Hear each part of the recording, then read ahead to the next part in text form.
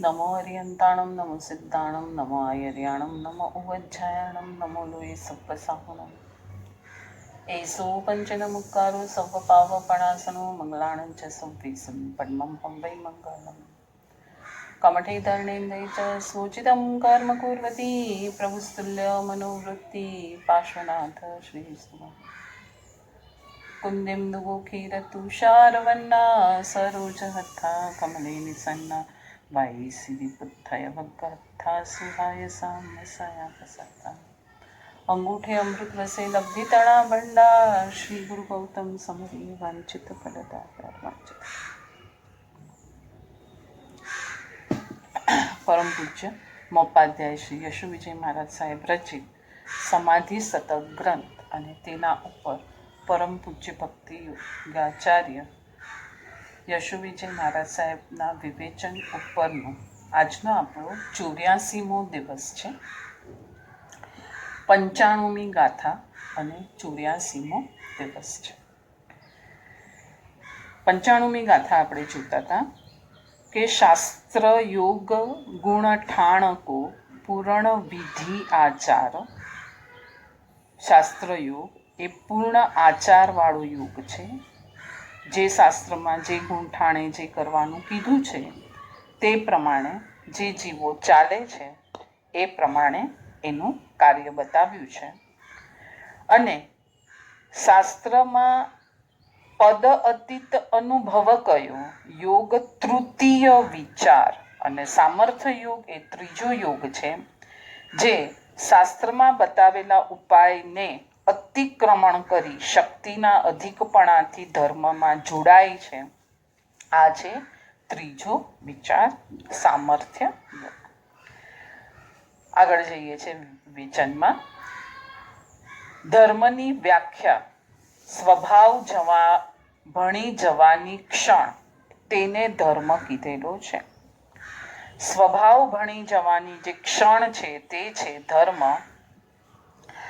સ્વરૂપ દિશામાં ભરાયેલ એક કદમ એ છે ધર્મ અને પ્રભુની આજ્ઞાનો સ્વીકાર એ છે ધર્મ. ત્રણ વ્યાખ્યા: સ્વભાવ ભણી જવાની ક્ષણ, સ્વરૂપ દિશામાં ભરાયેલ એક કદમ અને પ્રભુની આજ્ઞાનો સ્વીકાર. આ બધાને ધર્મની વ્યાખ્યા કહી.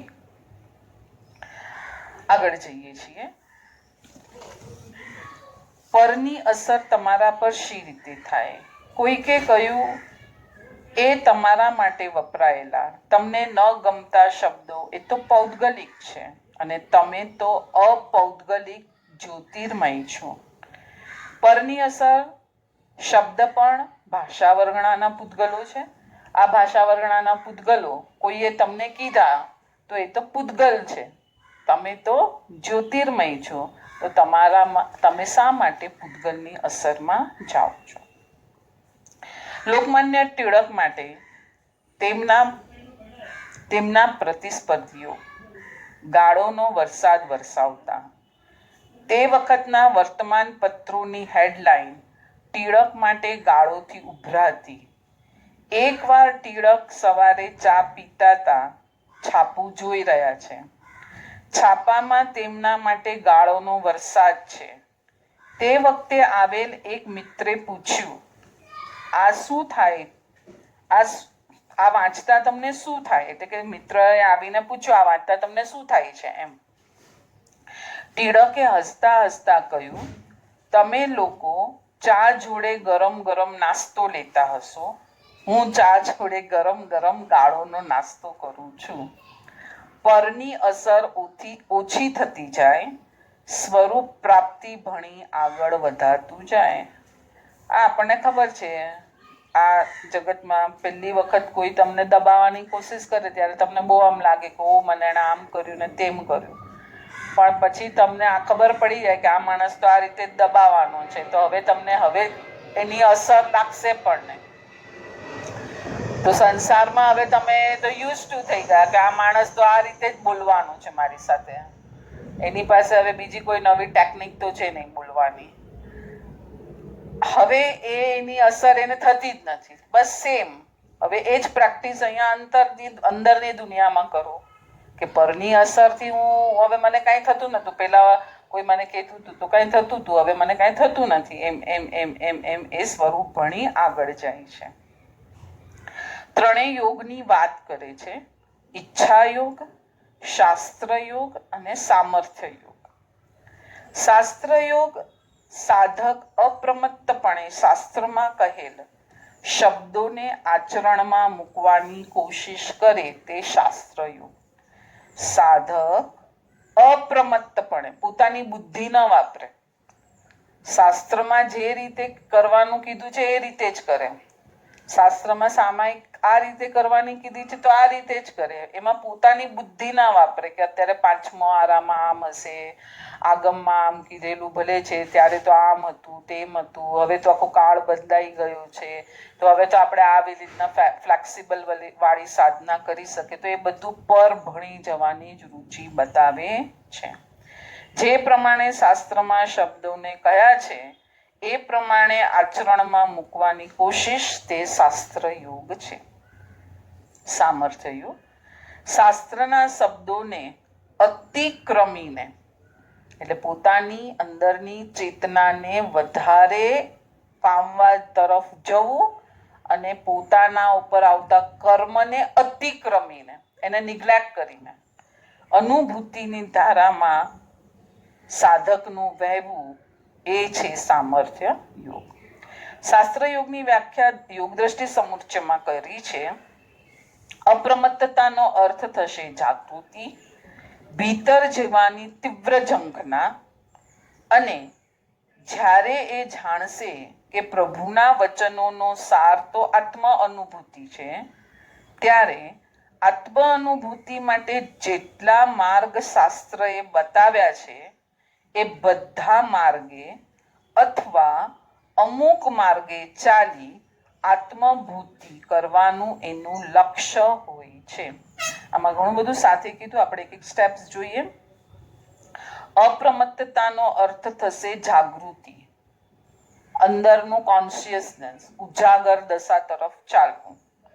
પછી આવી તે તરફ જવાની ઝંખના, એ જ અભિપ્સા, એ જ ઈચ્છા, એ જ મને જોઈએ, મને એના સિવાય બીજું કંઈ ન જોઈએ. પછી એને આ અભિપ્સા અને જાગૃતિથી એને પ્રભુના વચનોનો સાર સમજાશે કે પ્રભુ શું કહેવા માંગે છે. જેટલા આલંબનો છૂટતા જશે એટલું એટલું અંદર જવાનો માર્ગ વધારે મોકળો અને વધારે ખુલ્લો થતો જશે. આત્માનુભૂતિ માટે જેટલા માર્ગ શાસ્ત્રએ બતાવ્યા છે તે બધા માર્ગે અથવા અમુક માર્ગે ચાલવું. અમુક માર્ગ, કેમ કે બધાની સાધના અલગ અલગ આવવાની છે, બધાના જન્માંતરીય સંસ્કારો અલગ છે, બધાના કર્મની ઘટનાઓ અલગ છે, બધાનું વર્તન અલગ છે. એટલે અમુક સિલેક્ટિવ માર્ક્સ એના કર્મ અને રુચિ પ્રમાણે એ કરશે અને આગળ ચાલશે.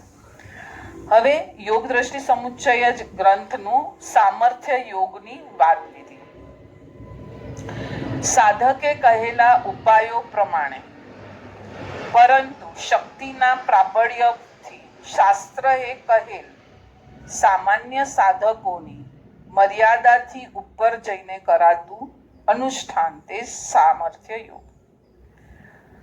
એટલે શાસ્ત્રમાં જે ઉપાયો બતાવ્યા છે તેનાથી પોતાની શક્તિને આગળ ખેંચીને વીર્ય વિશેષ, કર્મગ્રંથોમાં વિશુદ્ધિ, વિશેષ શુદ્ધિ અને વીર્ય વિશેષ, એટલે અત્યાર સુધી જે નોર્મલ વીર્ય વપરાતું હતું, નોર્મલ જે શક્તિ તારી બધા કાર્યમાં વપરાતી હતી, એનાથી વિશેષ શક્તિનો પ્રયોગ કરીને તું આગળ જા.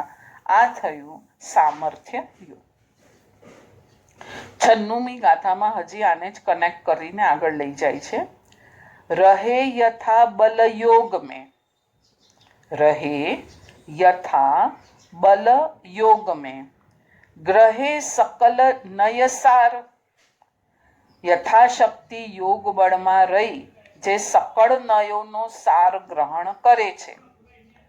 ભાવ જૈનતા સો લહે વહે ન મિથ્યાચાર. યથાશક્તિ યોગ બળમાં રહી જે સકળ નયોના સારને ગ્રહણ કરે છે.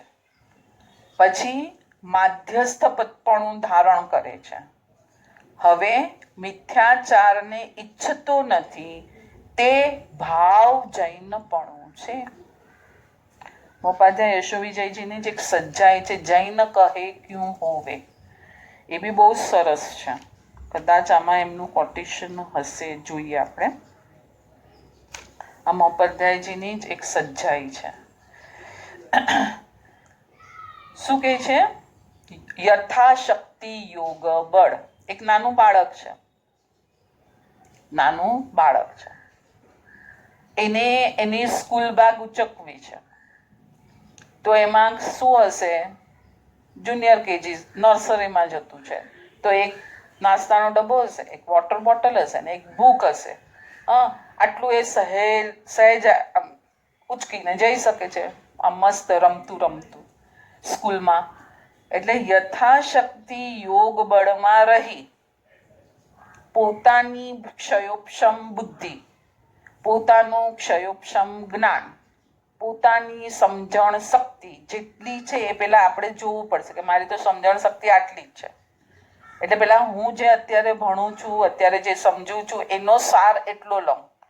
હવે મારી સમજણ શક્તિ છે આટલી 10% જેટલી, અને 20%ની કઈ વાત હું સાંભળું અને એમાં હું ડાફોડિયા મારવા જાઉં તો એનો કોઈ અર્થ થવાનો નથી. પેલા 10%ને હું બરાબર સમજી લઈશ, પછી મારે આગળ 20%, પછી આગળ જવાનું છે.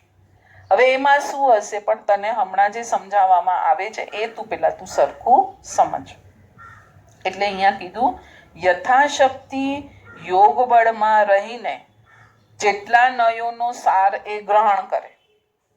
હવે જેટલા નયો એટલે અહીંયા કોઈ નય સાત નયની વાત નથી કરવામાં.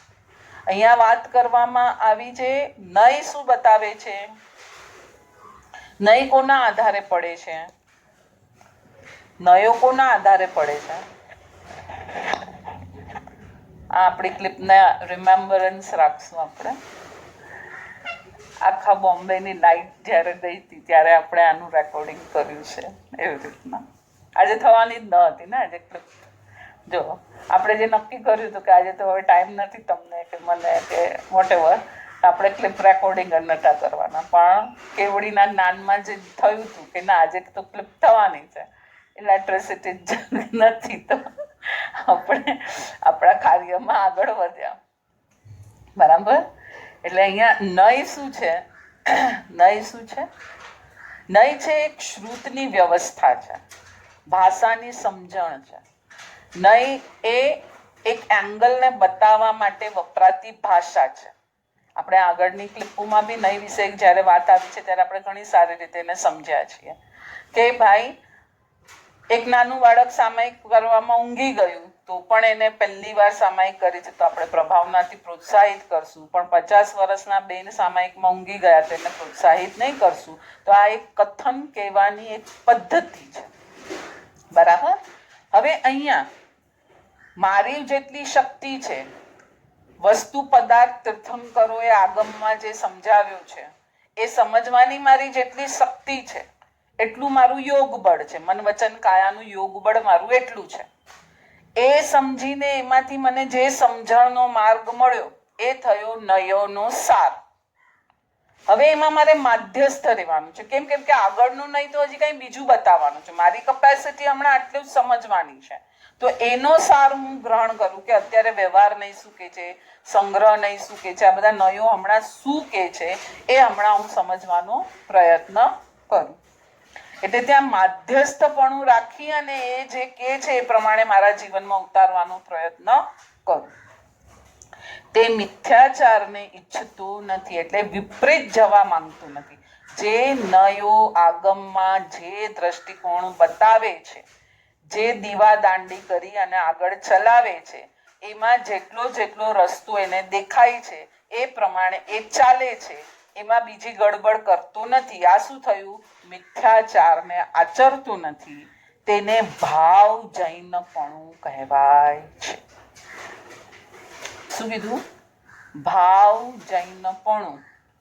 આગમમાં તને જેટલું સમજાયું, ગુરુએ તને જેટલું સમજાવ્યું, તારું કેટલું અંદર ગ્રાસ્પિંગ પાવર હતું તે એટલું ઉતાર્યું અને હવે તું એટલા પ્રમાણમાં આગળ ચાલવાનું જે પ્રયત્ન કરે છે એ માં કોઈ ગડબડ કરતો નથી પણ ચાલી રહ્યો છે, એને ભાવ જૈનપણું કીધું. આગળ જઈએ આપણે વિવેચનમાં. મોપાધ્યાય શ્રી યશોવિજય મહારાજ સાહેબે એક પદનો પ્રારંભ પ્રભુ પ્રત્યે એ પ્રશ્ન કરીને કર્યો કે હે પ્રભુ, જૈન કઈ રીતે થવાય? જૈન કહો ક્યું હોવે. હા, મેં કીધું ને આ એમની જ રચેલી સજ્જાઈ છે, બહુ સરસ સજ્જાઈ છે આ. જૈન કહો ક્યું હોવે પરમ ગુરુ, જૈન કહો ક્યું હોવે. આ એમની રચેલી સચ્ચાઈ બહુ સરસ છે, પ્રાચીન છે. મારી પાસે એક બુકમાં હતી અને છે, બહુ સરસ છે. હવે જવાબમાં આવું કહેવાયું કે કહત કૃપા નિધિ સમજળ ઝીલે. શું કે છે? કહત કૃપા નિધિ સમજળ ઝીલે, કર્મ મૈલ જો ધોવે. પ્રભુની કૃપાથી જે સમતારૂપી જળ જેટલું ઝીલી શકશે. એક ધોધ આમ ધડધડ ધડધડ કેટલો મોટો આવી રહ્યો છે, પણ હવે મારા ખોબામાં આટલું જ પાણી આવશે તો મારો કેટલો મેલ નીકળશે? આટલું જ નીકળશે ને? આખા શરીરનું નીકળી જશે? નહીં. મારી પાસે હવે મોટી બકેટ છે અને એમાં હું ભરી શકું છું. એટલે અહીંયા યોગ જેનું જેટલું છે, બહુ સરસ શબ્દ હતો ગાથામાં પણ. કહત કૃપા નિધિ સમજળ ઝીલે, કર્મ મેલ જો ધોવે. બહુલ પાપ મલ અંગ ન ધારે. અને હવે બહુ મોટા પ્રમાણમાં પાછું પાપ મળને પોતે ગ્રહણ પણ નથી કરતું. એટલે અંદરના જેટલા જૂના ભવોના પાપો છે એની નિર્જરા ચાલે છે, એનો મેલ પોતાના યોગ બળથી ધોવાઈ રહ્યો છે. મોક્ષ માર્ગના જોડાણથી, પોતાની ક્ષયક્ષમ બુદ્ધિથી, પોતે જે સમજ્યો છે અને ગુરુ જે સારી રીતે સમજાવે છે એ રીતે આચરણ કરી કરીને પ્રભુના માર્ગે ચાલી રહ્યો છે. એટલે એ ધોવાણ ચાલી રહ્યું છે. અને પાછું નવા કર્મ પણ વધારે પ્રમાણમાં બાંધતો નથી. અહીંયા મેં ઘર સાફ કર્યું અત્યારે અને અત્યારે પાછું કચરો આવ્યો તો એ પણ કામનું નથી. એટલે શું કીધું?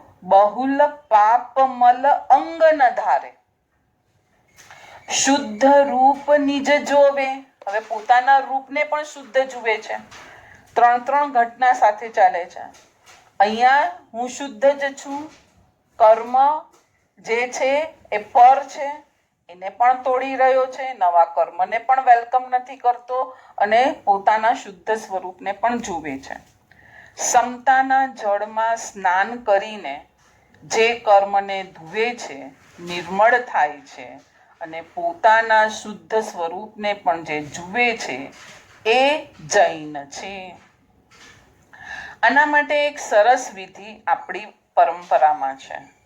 પ્રભુનો અભિષેક ભક્તો રોજ કરે છે, પક્ષાલ પૂજા. એ સમયે આંતરિક મેરુ અભિષેકની એક મજાની કડી છે. આંતરિક મેરુ છે અને બહાર પ્રભુને મેરુ પર સ્થાપિત કરવાના છે અને અંદર પણ 1,00,000 યોજન ઊંચા ભાવસ્થાનકો ખેંચવાના છે. એ ભાવસ્થાનકો ખેંચાશે ત્યારે ખ્યાલ આવશે આટલું મેલ છે ને આટલી શુદ્ધિ છે. જ્ઞાન કળશ ભરી આત્મા સમતા રસ ભરપૂર, શ્રીજીને નવરાવતા મારા કર્મ થાય ચકચૂર. જ્ઞાનનો કળશ એટલે જ્ઞાતા ભાવની આધારશિલા.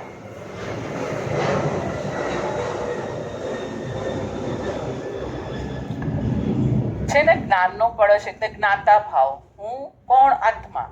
આત્માનો ગુણ કયો? જ્ઞાન. અને હું શું કરી શકું? ફક્ત જ્ઞાન કરી શકું. હું કોઈ સામેની વસ્તુમાં ફેરફાર કરી શકું નહીં. તમે જાણો છો પણ રાગ દ્વેષ નથી થતા, માત્ર જણાયા રાખે છે. આ થયો જ્ઞાતા ભાવ.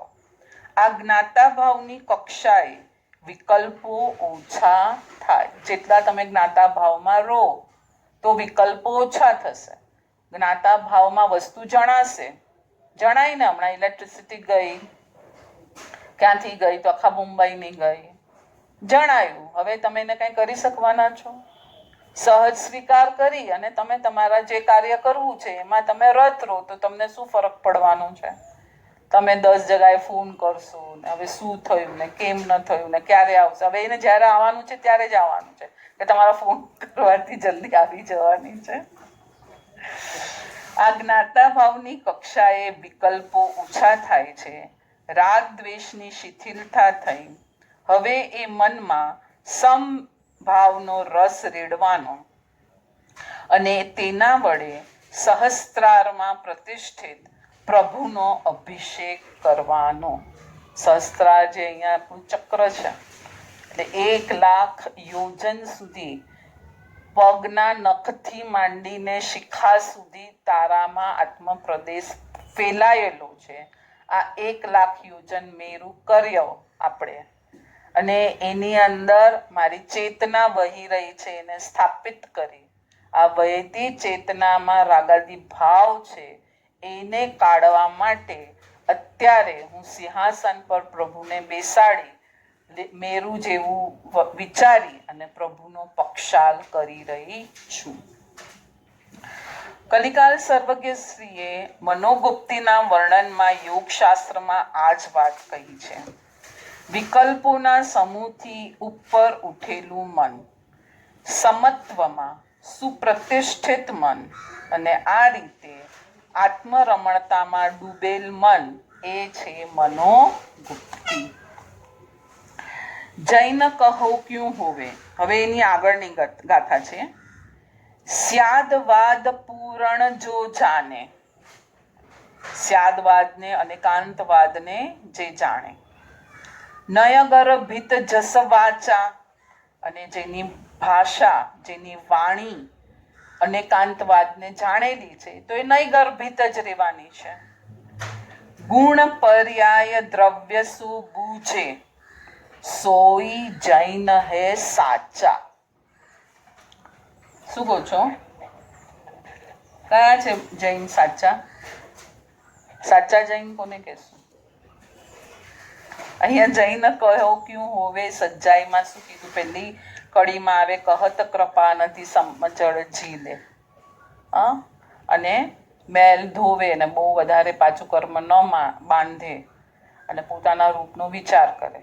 પછીની કડીમાં પાછું એમ કે છે જે સ્યાદવાદને જાણે, પછી નય ગર્ભિત વાણીઓને પણ જાણે અને ગુણ પર્યાયને પણ જાણે, એ જ જૈન સાચું છે. શું કેવું છે? બરાબર છે? કઈ રીતે બરાબર છે? જે રીતે સમતોલ રહીને બોલે બેલેન્સ કરશે.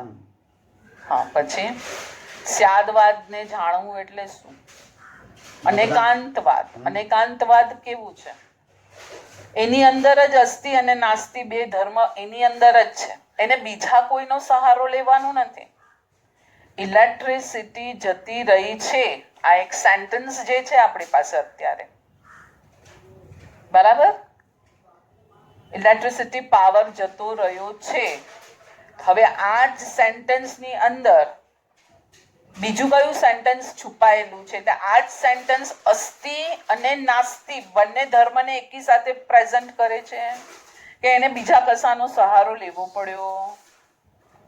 ઇલેક્ટ્રિસિટી જતી રહી છે, આ શું થયું? અસ્તિ, બરાબર? માટે કોઈ પણ ઉપકરણ ચાલતા નથી, તો નાસ્તિ આવી ગયું. એટલે એક જ સેન્ટેન્સની અંદર બે ધર્મ એટ અ ટાઈમ પ્રેઝન્ટ થાય છે, આ અનેકાંતવાદ છે. તો એમાં એની સૂક્ષ્મ બુદ્ધિ છે ને જાણવાની. હું આત્મા છું એટલે હું ચેતન છું, એટલે હું જડ નથી. એણે એની જાતે જ પ્રેઝન્ટ કર્યું ને, એને કે બીજા સેન્ટેન્સનો સહારો લેવો પડ્યો નહીં. તો આ શું થઈ ગયો? અનેકાંતવાદ થયો. એક જ સેન્ટેન્સને અનેક રીતે પ્રેઝન્ટ કરીને પણ પોતાનું જે સત્ય છે એ કોઈ એંગલથી છોડે નહીં, આ એને કહેવાય અનેકાંતવાદ. બેસ્યું આટલું બરાબર? તો હવે અહીંયા શું આમાં શું કહેવા માંગે છે? આ જૈન કહો ક્યું હોવે સજ્જાય શું કહેવા માંગે છે? કે જૈન કોને કહેવાય? અનેકાંતવાદને સમજતું. એક વાદને પકડીને રાખશે તો એ જૈન નથી. આમ જ કરશો તો મોક્ષ થશે તો એ જૈન નથી. એ પકડાવા માંગે છે. પણ અત્યારે જેની એની અવસ્થા, એનો ક્ષયક્ષમ ભાવ, એની જેટલી શક્તિ, એનો જેટલો વીર્યોલ્લાસ, એ પ્રમાણે ચાલી રહ્યો છે. તો એ કહેશે ને અત્યારે તો સંસારી છે, પ્રભુનો પહેલો ભાવ છે નૈસારનો. બરાબર? તો પ્રભુના પહેલા ભાવમાં આપણે શું કહીએ છીએ? પ્રભુ સંસારી છે તો મુક્ત નથી. પણ 27 ભાવમાં 27મા ભાવમાં અથવા અત્યારે આપણે પ્રભુને કહીએ તો સિદ્ધ શિલા પર છે એટલે સંસારી નથી. તો આ શું થઈ ગયો? અનેકાંતવાદ. હવે એમાં નય દર્શન કરવાના, નયના એંગલ પકડવાના. કેમ પ્રભુ સંસારી ત્યારે હતા અને હવે કઈ રીતે મુક્ત થયા? તો એ જે શ્રુતનું જે પઠન, જે સમજણ, જે રીતે કરીને અહીંયા સુધી આવ્યા ત્યારે મુક્ત થયા. આ બહુ જૈન ધર્મનો શ્વાસ સ્યાદવાદ, અનેકાંતવાદ, નય દર્શન, દ્રવ્ય ગુણ પર્યાય. આના સિવાય બીજું કઈ જૈન દર્શન છે જ નહીં. શું કહું છું? પાછું હું બી જકાર વાપરું છું. કેમ કે અત્યારે એટલું બધું ઘસાઈ ગયું છે આપણું. આપણે ક્યાંથી ક્યાં જૈનત્વને લઈ ગયા છીએ એ આપણને પોતાને ખબર નથી. મહાવીર પ્રભુએ અથવા તો તીર્થંકરોએ, કોઈ પણ સિમંદર સ્વામી લો, યુગમંદર સ્વામી લો, 24 તીર્થંકર લો, કોઈ પણ લો, એને શું કહેવું હતું? એમને શું કહેવું હતું? તું દ્રવ્ય છે, તારી અંદર જ્ઞાન ગુણ છે, અત્યારે તારી પર્યાય અજ્ઞાન વાળી હોય એને તું જ્ઞાન વાળી કર, એટલે તું તારા દ્રવ્ય ગુણ પર્યાયને પૂર્ણતાથી માંડીશ. આટલું તારું કાર્ય છે, આટલું તારું ક્ષેત્ર છે, આટલું તારે કરવાનું છે. તો આપણે ક્યાંથી ક્યાં લઈ ગયા જૈનત્વને? આ બહુ પોતાની સમજણ પ્રમાણે બધા સમજજો આમાં. કેમ કે શબ્દથી મારે આ બોલીને વર્ણન કરવામાં પાછું ક્યાંક કોક શબ્દો પકડી લેશે કે આમ કીધું ને આમ કીધું. માટે ખ્યાલ આવ્યો? એટલે જૈન દર્શનનો પ્રાણ શું છે? અનેકાંતવાદ, સ્યાદવાદ, નયવાદ અને દ્રવ્ય ગુણ અને પર્યાયને સમજો. આ વ્યથા છે આમની, મોપાધ્યાયજીની, જેમણે સજ્જાઈમાં પ્રગટ કરી છે કે જૈન કહો ક્યું હોવે. શું મોપાધ્યાય બાય બર્થ જૈન ન હતા?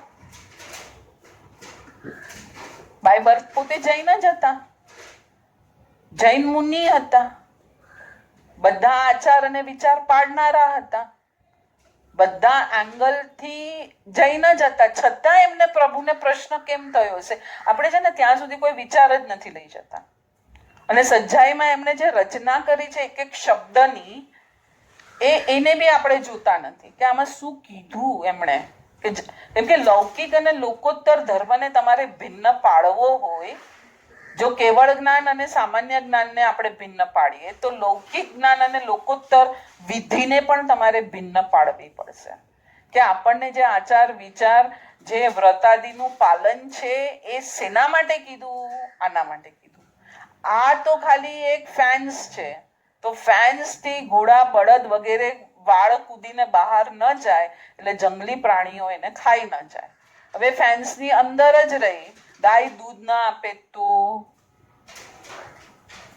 ગાય દૂધ ના આપે તો, એને ઘાસ ખવડાવ્યું, લાલન પાલન કર્યું, બધું કર્યું તો વિચારશે ને પેલો ખેડૂત રબારી વિચારશે ને કંઈક રોગ થયો છે કે દૂધ કેમ નથી આપતી? ગાયનો ધર્મ છે દૂધ આપવું. ખ્યાલ આવ્યો? આગળ જઈએ. જે સ્યાદવાદને અનેકાંતને સારી રીતે જાણી શકે, જેની વાણી નયગર્ભિત છે, દ્રવ્ય ગુણ અને પર્યાયને જે જાણે છે તે સાચો જૈન છે. કેટલા દ્રવ્ય છે જગતમાં? બોલો. આખો 14 લોક છે, એમાં મૂળ દ્રવ્ય કેટલા? એક જ દ્રવ્ય. જીવ દ્રવ્ય એક જ? તમે કયા એંગલથી કહેવા માંગો છો?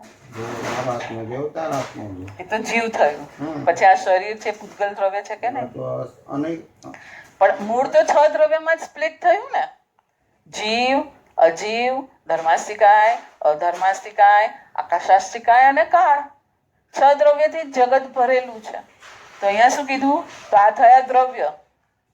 હા, પછી આપણને એના ગુણ ખબર છે. બધા દ્રવ્યના ગુણ શું હોય અને બધા દ્રવ્યની પર્યાય એટલે શું? પર્યાય તો આખો બહુ મોટો ડિસ્કશનનો વિષય છે. એટલે શું આપણને ખબર છે? આ હાથ મેં આમ ચલાવ્યો. હું શું બોલી હમણાં? આ હાથ મેં આમ હલાવ્યો. હા બરાબર મેં અલગ મેં ચલાવ્યો. તો મેં, હું કોણ છું? આત્મદ્રવ્ય છું. આત્મા તો ખાલી જ્ઞાન કરી શકે. આ હાથ આમથી આમ ચાલ્યો, ધર્માસ્તિકાએ ચલાવ્યો. તો ત્યાં સુધી સ્ટીલનેસ લાવવાની છે. ત્યાં સુધી આપણી અજ્ઞાનતાની પર્યાયોને જ્ઞાની બનાવવાની છે, ચોખ્ખી કરવાની છે, સમજણ વધારવાની છે. અનેકાંતવાદ અને નયનો જ તમારે આશ્રય લેવાનો છે. એમ નહીં કહેશે ભાઈ ધર્મ. હવે તમે કહેશો તમે કહેશો આ હાથ કોણે ચલાવે, તો હું તમને ત્યારે એમ નહીં કહીશ ભાઈ હું તો જીવ છું, ન કાંઈ કરી શકું, ધર્માસ્તી ખાઈ સહાય કરી. ના, મારે એમ જ કહેવાનું છે આ હાથ મેં ચલાવ્યો છે. પણ અંદર અનેકાંતવાદ અને નય હાજર રાખવાના છે. કેવળ જ્ઞાન ત્યારે જ પ્રાપ્ત થશે જ્યારે એ જે દ્રવ્યએ જે કામ કર્યું એની માન્યતા ત્યારે એટ અ ટાઈમ પ્રગટશે ત્યારે. હમણાં તો મેં જ હાથ ચલાવ્યો એટલે મિથ્યાત્વ ઊભું છે. ધર્માસ્તિકાયનું કાર્ય જીવે કર્યું. જીવનું કાર્ય ફક્ત જ્ઞાન છે. જીવ કોઈને હલાવી ન શકે, ચલાવી ન શકે. પણ અત્યારે અનેકાંતવાદ, સ્યાદવાદ, નયવાદને જે સમજેલો હશે એણે પાછું અહીંયા આગળ બહુ ફાઇન શબ્દ આપ્યું છે, મધ્યસ્થપણું. ત્યાં એ ડાપણ કરવા નહીં જાય. એને એમ જ કહેશે હા તે ચલાવ્યું છે, સાચી વાત છે. એ પછી પેલા ગુણસ્થાનકની વાત અહીંયા ડાપણ કરીને લાવશે નહીં. આ બધા ટોપિકો બહુ શાંતિથી સમજવાના છે. પર્યાયોની બદલાહટને વચ્ચે નિત્ય દ્રવ્ય જોવાની કેવી મજા. આપણે છે ને આપણા નાનપણથી માંડીને અત્યાર સુધીના જે 55 વર્ષના જે થયા આપણે ત્યાં સુધીના બધા ફોટાને સામે રાખવાના. તો બધી પર્યાયો દેખાય છે કે નહીં? નાની હતી આવી હતી, પછી આવી થઈ, યંગ હતી તો આવી હતી, પછી આવી થઈ, માતા બની તો આવી થઈ, આવી થઈ, આવી થઈ, હવે 55 વર્ષના થયા. ત્યાં સુધીના પર્યાયો બદલાયા કે નહીં? આત્મા બદલાયો? આત્મા તો એ હતો એનો એ જ રહ્યો. તે પર્યાયોને જોઈને એક્સેપ્ટ કર્યું કે હા બદલાવ છે પર્યાયોમાં. આપણે તો પર્યાયોને બદલવાની કોશિશ કરી. કઈ રીતે?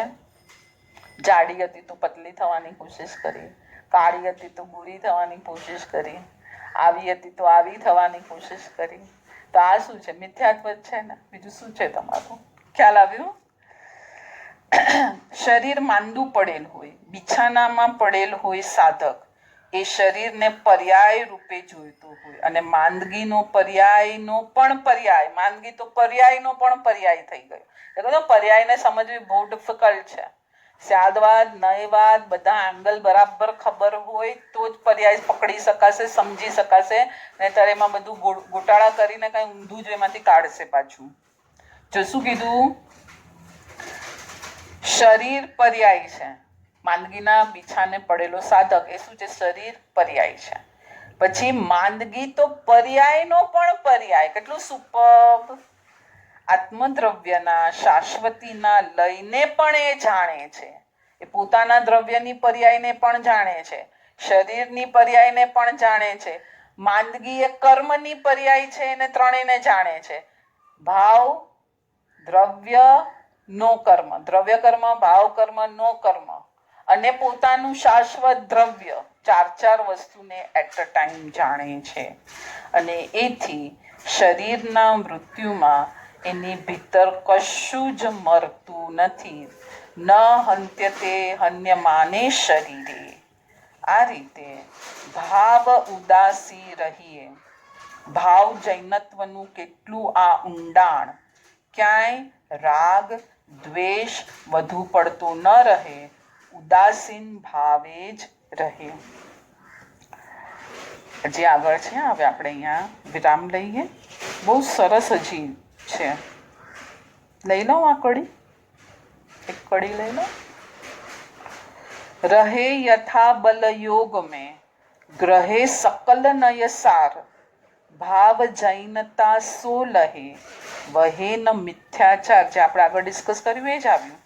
યથાશક્તિ યોગમાં રહીને જે સકળ નયોનો સાર ગ્રહણ કરે છે તે ભાવ જૈનતાને પામે છે. બધા નયોનો સાર લેવો પડશે. અત્યારે આ વિધિ કરી રહ્યો છે તો ઓકે છે, તો આ પ્રમાણે એનો સાર છે. એવમ ભૂત નહીં એના પ્રમાણે કહેશે, વ્યવહાર નહીં એના પ્રમાણે કહેશે, બધા નયો પોતપોતાના પ્રમાણે કહેશે. અને સકળ નયોનો સાર એ સ્યાદવાદ છે. નય એટલે વસ્તુના એક ધર્મને અભિવ્યક્ત કરતી દ્રષ્ટિ. એક જ ધર્મને આપણે રવા દઈએ, પાછળ કામ છે ને બહુ અવાજ આવે છે. કાલે અહીંયાથી પાછું લઈશું. સૌ સાધકો શાતામાં હશો, બધાની સાધના સારી ચાલતી હશે.